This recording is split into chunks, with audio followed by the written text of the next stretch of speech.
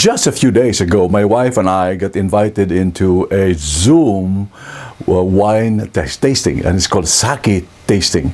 So what they did was they attended and showed us and sent to us ahead of time 3 or 4 sakis, a different type of sakis, and then cheese that we were supposed to pair them.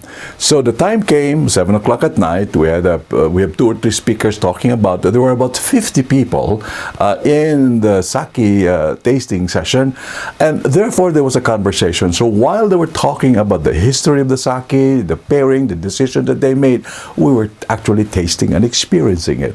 This is a very interesting experience because I was able to connect with the fact that even if we're talking with Zoom, something that actually happened as an experience. So how do we transfer that experience basically as you do a Zoom session? So in webinars, is it possible, or have you tried it, that you ask the participants to print a PDF with an incomplete drawing, or a drawing that has some errors, and you're asking them to complete the drawing even before or after or during the webinar, taking a paper and pencil and drive it?